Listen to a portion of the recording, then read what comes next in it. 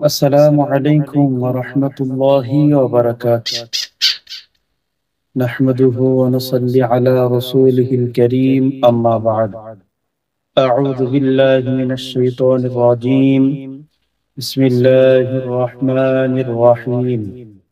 ألم يروا كم أهلكنا من قبلهم من قرن مكناهم في الأرض ما لم نمكن لكم وأرسلنا السماء عليهم مدرارا وجعلنا الأنهار تجري من تحتهم فأهلكناهم بذنوبهم وأنشأنا من بعدهم قرنا آخرين. কাছে এবং দূরে দেশ ও প্রবাস থেকে যারা আজকে আমাদের এই ভিডিও প্রোগ্রামটি দেখতেছেন, সকলকে দ্বীনের দাওয়াত ইউটিউব চ্যানেল এর পক্ষ থেকে আমি মোহাম্মদ জুবাইর আহমদ আল আরিফি সকলকে জানাচ্ছি আন্তরিক মোবারকবাদ, প্রীতি, শুভেচ্ছা ও ভালোবাসা। সম্মানিত দর্শক ও শ্রোতা, গত একটি ভিডিওতে আলোচনা করেছিলাম আজ থেকে 1000 বছর পূর্বে লিখিত একটা কিতাব থেকে 3টা হাদিস নিয়ে আলোচনা করেছিলাম। ইনশাআল্লাহ আবারও পর্যায়ক্রমে আমি আপনাদের সম্মুখে হাজির হয়েছি সেই 1000 পূর্বে লিখিত বিখ্যাত যিনি হাফিজুল হাদিস আল্লামা খতিব বাগদাদি রাহিমাহুল্লাহর কিতাব নিয়ে হাজির হয়েছি ইনশাআল্লাহ তাআলা। সেই কিতাবের থেকেই আজকে আলোচনা করব।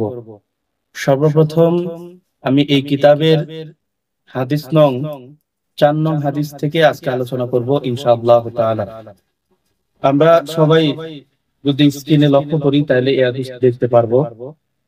দেখেন আল্লাহর হাবিব সাল্লাল্লাহু আলাইহি ওয়াসাল্লাম হাদিসে কি বলছেন। হযরত আবু মুসা আল আশআরী রাদিয়াল্লাহু তাআলা আনহু থেকে বর্ণিত, তিনি বলেন রাসূল সাল্লাল্লাহু আলাইহি ওয়াসাল্লাম বলেছেন, আল্লাহর কসম যার হাতে আমার প্রাণ, তোমরা অবশ্যই সবাই কিয়ামত দেখবে। তারা বলল, হে আল্লাহর রাসূল, আমরা কিয়ামত সম্পর্কে ভীত। আমরা তার সময় ও দিন সম্পর্কে জানতে চাই, যাতে করে আমরা তার পূর্বে প্রস্তুতি নিতে পারি। রাসূল সাল্লাল্লাহু আলাইহি ওয়াসাল্লাম বললেন, কিয়ামত 3টি, একটি থেকে অপরটি বেশি ভয়াবহ। সাহাবায়ে কেরামগণ বললেন, সেগুলো কি কি হে আল্লাহর রাসূল? তিনি বললেন, প্রথমটি হলো ব্যক্তির কিয়ামত, যখন সে মারা যাবে সে তা দেখতে পারবে।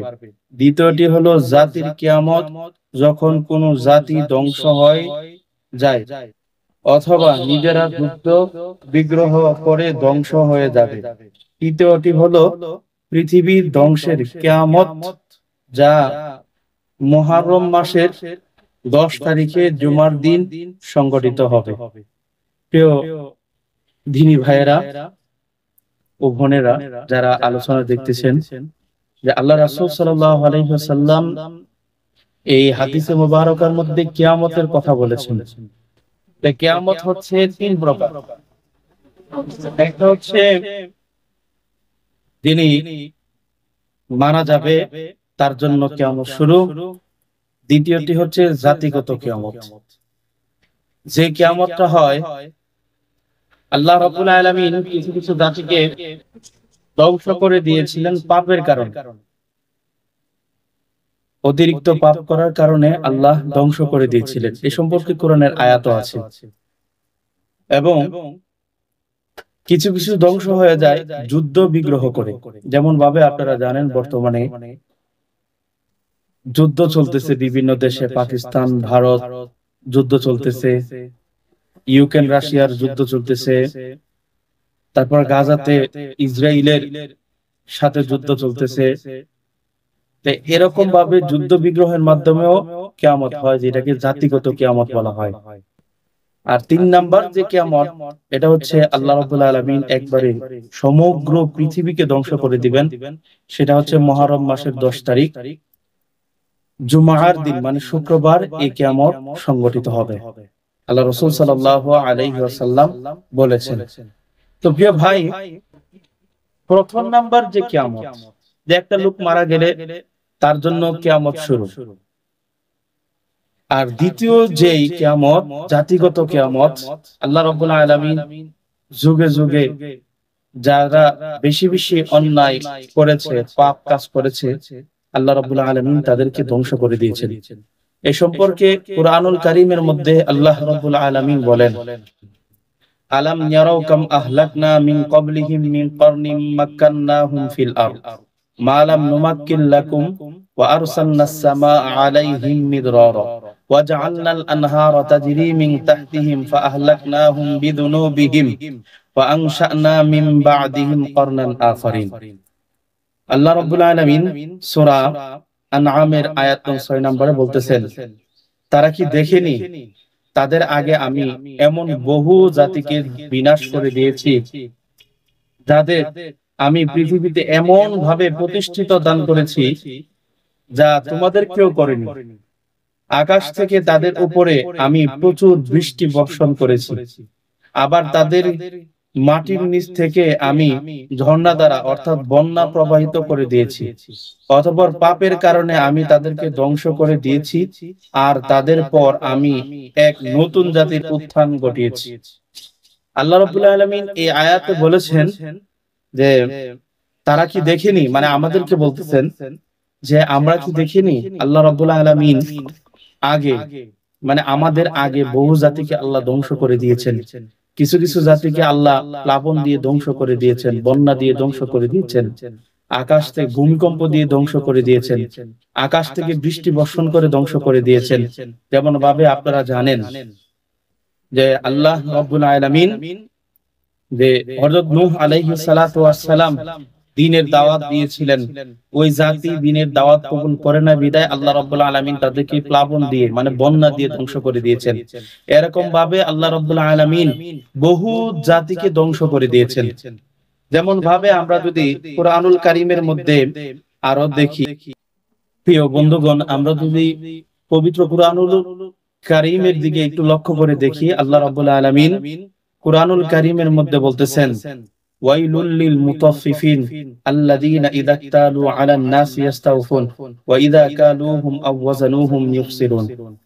আল্লাহ রাব্বুল আলামিন সূরা মুতাফফিফিন আয়াত নাম্বার 1 থেকে 3 আয়াতে বলতেছেন যে দুর্ভোগ তাদের জন্য যারা মাপে কম দেয়, যারা অন্য মানুষ থেকে মেপে নেওয়ার সময় পুরোপুরি আদায় করে, আবার নিজে দেওয়ার সময় মাপে কিছু ওজনে কম দেয়। এই যারা ওজনে কম দেয়, হযরত শুআয়ব আলাইহিস সালাতু ওয়াস সালাম একজন নবী ছিলেন। উনি যেই সম্প্রদায়ে আগমন করেছিলেন, হযরত শুআয়ব আলাইহিস সালাতু ওয়াস সালামের সম্প্রদায়ের লোকেরা এই কাজটি করত। যারা ওজন করার সময় ওজনে কম দিত, তারা যখন আবার অন্যের কাছ থেকে আনতো তাহলে ওজনে বাড়ায়া নিয়ে আসতো, মাপের চাইতে বেশি করে নিয়ে আসতো, মানুষকে দিলে কমায় দিত। এই জাতিকে আল্লাহ ধ্বংস করে দিয়েছিলেন ওজনে কম দেওয়ার কারণে। এবং আপনারা যদি আরো দেখেন, হযরত লূত আলাইহিস সালাতু ওয়াস সালামের জামানায় লূত জাতিকে আল্লাহ ধ্বংস করে দিয়েছেন। তারা সমকামিতা করত, নারীদেরকে বাদ দিয়ে পুরুষ পুরুষ সমকামিতা করত, নারীরা নারীর সাথে সমকামিতা করত। এই পাপের কারণে আল্লাহ রাব্বুল আলামিন তাদেরকে ধ্বংস করে দিয়েছেন। প্রিয় ভাই, চিন্তা করে দেখেন আজকে বাংলাদেশ বলেন বা পুরো পৃথিবীতে বলেন এরকম পাপ হচ্ছে কিনা, মানুষ মাপে কম দিচ্ছে কিনা। অনেক ব্যবসায়ী আছে যারা মাপে কম দেয়, কিন্তু ওনারা আনে সময় ঠিকই বাড়ায় বাড়ায় নিয়ে আসে। এজন্য অনেক আজকে দেখেন নারী সংস্কারের নামে সমকামিতা বৃদ্ধি করার জন্য তারা আন্দোলন করতেছে। দুনিয়াতে যেসব পাপের কারণে আল্লাহ বহু জাতিকে ধ্বংস করে দিয়েছেন, সেই সমস্ত পাপগুলো আজকে আমরা করতেছি। অবশ্যই অবশ্যই একটা সময় আসবে, আমার মনে হয় সেই সময় আর বেশি দূরে নাই, আল্লাহ আমাদেরকেও জাতিগত কিয়ামত এই সমস্ত পাপের কারণে দিতে পারে। তো কিয়ামত তিন প্রকারের মধ্যে যারা মারা যায় তাদের জন্য কিয়ামত শুরু। 2 নাম্বার কিয়ামত হচ্ছে জাতিগত কিয়ামত, যে কিয়ামত আল্লাহ রাব্বুল আলামিন পাপের কারণে দেন। তাইলে বোঝা যাচ্ছে যে আমরা যে পাপ করতেছি এই পাপের কারণেও আল্লাহ আমাদেরকে কি করবেন, ধ্বংস করে দিতে পারেন। এজন্য প্রিয় ভাই, আমাদেরকে ফিরে আসতে হবে। সম্মানিত দর্শক ও শ্রোতা, আমরা আবারও খেয়াল করি সেই বিখ্যাত কিতাব, যিনি খতিবে আল বাগদাদি রাহিমাহুল্লাহ লিখে গেছেন সেই কিতাবের আমরা যদি 6 নং হাদিসটি একটু দেখি, ওই হাদিসের মধ্যে দেখেন আল্লাহ রাসূল সাল্লাল্লাহু আলাইহি ওয়াসাল্লাম কি বলতেছেন। হযরত আবু হুরায়রা রাদিয়াল্লাহু তাআলা আনহু থেকে বর্ণিত, তিনি বলেন আল্লাহর রাসূল সাল্লাল্লাহু আলাইহি ওয়াসাল্লাম বলেছেন, কিয়ামতের দ্বারা কোন জাতি ধ্বংস হওয়ার পূর্বে আল্লাহ তাদের নিকট একজন সতর্ককারী পাঠান, যাদের করে মুত্তাকি বান্দারা তা থেকে রক্ষা পায়, আর ঈসা ইবনে মারিয়াম শেষ কিয়ামতের আগে সতর্ককারী। এটা হচ্ছে 6 নং হাদিস। আমরা যদি নিচে 9 নং হাদিসটা লক্ষ্য করি তাহলে বুঝতে পারবেন হাদিসে কি বলা আছে। হযরত আবু হুরায়রা রাদিয়াল্লাহু তাআলা আনহু থেকে বর্ণিত, তিনি বলেন রাসূল সাল্লাল্লাহু আলাইহি ওয়াসাল্লাম বলেছেন, নিশ্চয়ই আল্লাহ তাআলা নিজ বান্দাকে কিয়ামতের আগ পর্যন্ত তওবা করার সুযোগ দেন, কিন্তু অহংকারীরা তা গ্রহণ করে না। তাইলে দুইটা হাদিস আমি আপনাদের মধ্যে এই মুহূর্তে বর্ণনা করলাম। 6 নং হাদিসে বলতেছেন যে প্রত্যেক জাতিকে আল্লাহ ধ্বংস করার আগে একজন সতর্ককারী পাঠান। তাইলে বিভিন্ন জাতিকে হযরত শুআয়ব আলাইহিস সালাতু ওয়াস সালামের জাতিকে ধ্বংস করার আগে হযরত শুআয়ব আলাইহিস সালাতু ওয়াস সালাম এসেছিলেন। লূত আলাইহিস সালাতু ওয়াস সালামের জামানায় ওই জাতিকে ধ্বংস করার আগে হযরত লূত আলাইহিস সালাতু ওয়াস সালাম কে আল্লাহ রাব্বুল আলামিন পাঠিয়েছিলেন। এখন আমরা আসছি শেষ জামানায়, নবীদের জামানা বন্ধ হয়ে গেছে, নবী এবং রাসূল আর দুনিয়াতে আসবেন না। কিন্তু আমরা যে পাপ করতেছি, অন্যায় কাজ করতেছি, আমাদের কিন্তু আল্লাহ ধ্বংস করে দিবেন। কারণ আল্লাহ কোরআনে তো আগেই বলেছেন যে জলে স্থলে যত জায়গায় বিপদ বিপর্যয় আসে সকল কিছু মানুষের নিজের হাতের কামাই। তাইলে আমাদেরকে যদি আল্লাহ ধ্বংস করেন, তা আমাদের আগে কি আল্লাহ সেই সতর্ককারী পাঠাবে না? অবশ্যই আল্লাহ আমাদেরকে ধ্বংস করার আগে একজন সতর্ককারী পাঠাবেন। প্রিয় দর্শক শ্রোতা, আমি আগামী পর্বে ইনশাআল্লাহ পর্যায়ক্রমে আলোচনা করব যে আমাদেরকে ধ্বংস করার আগে আল্লাহ কাকে সতর্ককারী হিসেবে পাঠাবেন এবং কোথায় পাঠাবেন, তার নাম কি, তার বংশ পরিচয় কি, কোন জায়গায় আসবেন, সকল বিষয় ইনশাআল্লাহ সামনে আলোচনা করব। ততক্ষণ পর্যন্ত আপনারা সকলে ভালো থাকবেন, সুস্থ থাকবেন, আমার জন্য দোয়া করবেন। আমি যতটুকু সত্য জানি, ইসলামের সত্য কথাগুলো জানি, আমি ইনশাআল্লাহ সকলের সামনে যেন প্রকাশ করতে পারি, আল্লাহ যেন সেই তৌফিক আমাকে দান করেন। আমার জন্য সকলে দোয়া করবেন। প্রিয় দর্শক ও শ্রোতা, পরিশেষে আমি আপনাদেরকে বলবো যে এখনো সময় আছে, পাপ কাজ থেকে বিরত থাকেন, পাপ কাজ পরিহার করেন, আল্লাহর দেওয়া বিধানগুলো মানেন, রাসূল সাল্লাল্লাহু আলাইহি ওয়াসাল্লামের জীবন বিধান, আল্লাহর পক্ষ থেকে যে বিধান নিয়ে আসছেন সেই আদর্শের মালা আমাদের গলায় লাগাই, রাসূল সাল্লাল্লাহু আলাইহি ওয়াসাল্লামের সুন্নাহ মোতাবেক নিজের জীবনটাকে পরিচালনা করি। এমন হতে পারে আল্লাহ রাব্বুল আলামিন আমাদেরকে ক্ষমা করতে পারেন। কারণ আল্লাহর হাবিব সাল্লাল্লাহু আলাইহি ওয়াসাল্লাম বলেছেন, যারা মুমিন তাদেরকে আল্লাহ রাব্বুল আলামিন তওবার সুযোগ রেখেছেন, যারা অহংকারী তাদের জন্য নয়। তাহলে আমরা যদি মুমিন হই অবশ্যই আমরা আল্লাহর কাছে তওবা করব, ফিরে আসবো ইনশাআল্লাহ। আর যদি অহংকারী হই তাহলে ধ্বংস হয়ে যাব। আল্লাহ রাব্বুল আলামিন আমাদের সকলকে অহংকার হতে মুক্ত রাখার তৌফিক দান করুক। আসসালামু আলাইকুম ওয়া রাহমাতুল্লাহি ওয়া বারাকাতুহু।